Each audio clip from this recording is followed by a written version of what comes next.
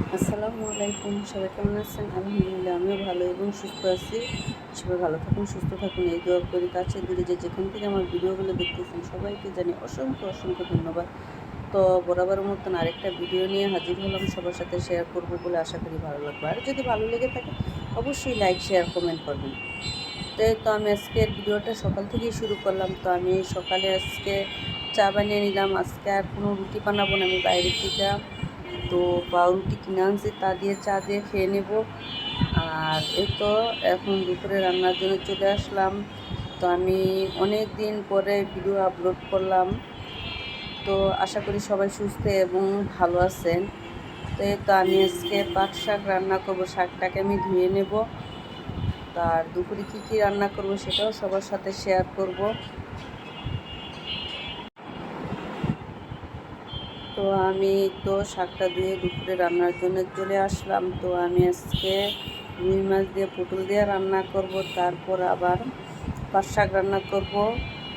তো লাইনের যেহেতু গ্যাসটা একটু কমে গেছে, তো মাছটা আমি ভাজতে দিয়ে দিলাম।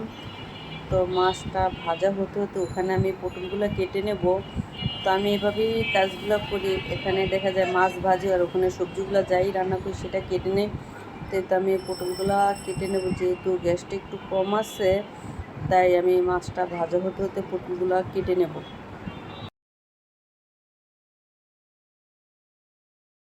কিন্তু এভাবে পটল দিয়ে রুই মাছ খাও কিনা অবশ্যই অবশ্যই কমেন্ট করে জানাবে। আমি তো এভাবেই খাই, তো সেটাই আমি সবার সাথে শেয়ার করলাম।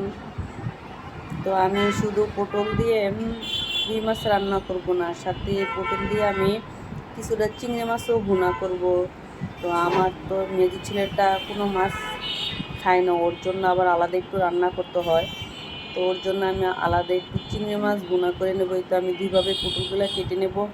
তো এগুলা পটলগুলা একটু পেকে পেকে গেছে, তো আমি বিচুগুলা ফেলে দিয়ে তারপর আমি যেরকম ভাজি যেভাবে কাটি ওইভাবে কেটে সাথে আলু দিয়ে ওর জন্য চিংড়ি মাছটা আমি ভুনা করব।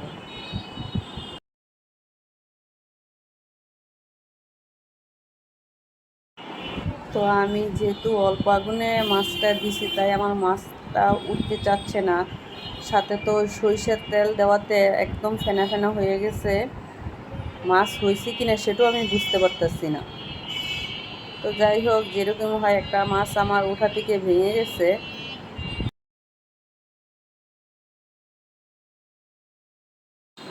তো মাছটা আমি নামিয়ে নিলাম। তো ওই যে পটল আর আলু যে কেটে রাখছি সেটা আমি একটু তেলে ভেজে নেব। তো দেখা যায় পটলটার আলুটা এভাবে একটু ভেজে নিলে আমার কাছে খেতে ভীষণ ভালো লাগে। তো এটা আমি একটু নেড়েচেড়ে একটু ভেজে নেব।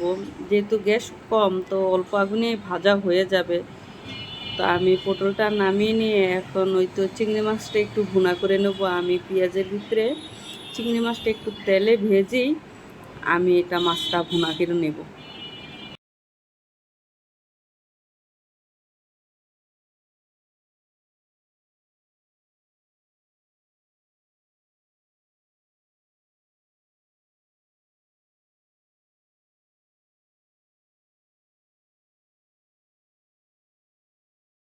মাছটা ভুনা করতে যা যা মশলা হলুদ মরিচ যা লাগে সবই দিয়ে দিচ্ছি আমি, আর এটা বলার আর কিছু নাই।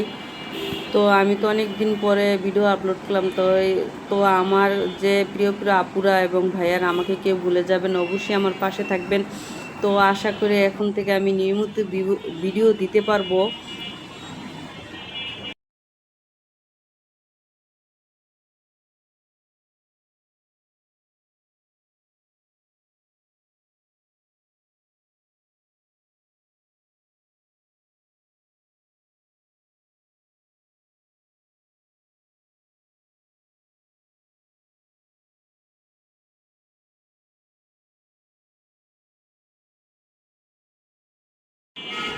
তো মাছটা কিন্তু চিংড়ি মাছটা কিন্তু আমার ভুনা হয়ে গেছে। এখন আমি একটা বাটিতে ঢেলে নেব। তো আমি আর কোনো কড়াই নষ্ট করব না, আমি এটাতেই আবার রান্না করে ফেলবো। তো আমি লাইনের গ্যাস যেহেতু একটু কম আছে তা আমি চুলাটা একটু উল্টিয়ে দিছি। এখন এটাতে আমি তো শাকটা রান্না করে নেব। এটা হলো পাট শাক। তো এই শাকটা আমি রান্না করে নেব।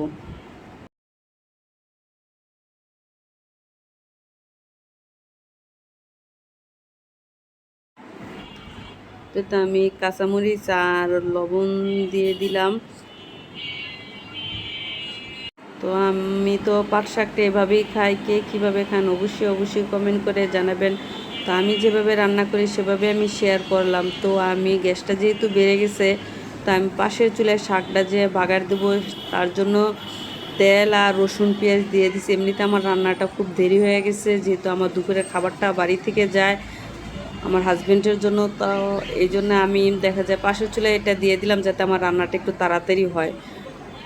তো ওই চুলায় গ্যাসটা একটু কম, তো আমি এই চুলায় আবার দিয়ে দিলাম এটা। তো ওই চুলায় আমি চুলাটা বন্ধ করে দিলাম যাতে রান্নাটা তাড়াতাড়ি হয়।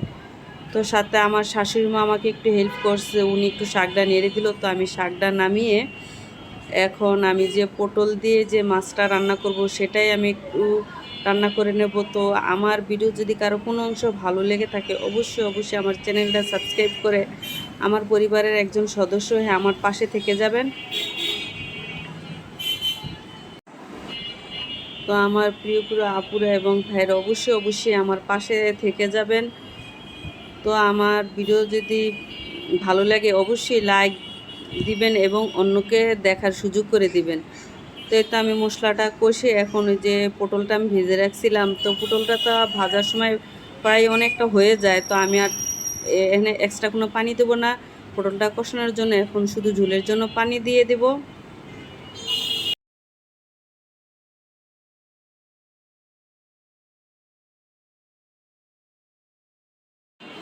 তা আমি বড় কড়াই থেকে মাছটা নামিয়ে ছোট একটা পাতিলে দিয়ে দিলাম। তো তারপর আমার রান্না তো হয়েই গেছে, তো আমি রান্না করে এবং রান্নাঘরটা একটু পরিষ্কার করে নেব। তো আজকের মতন আমি বিদায় নেব। সবাই ভালো থাকবেন, সুস্থ থাকবেন এবং আমার জন্য দোয়া করবেন। আল্লাহ হাফেজ।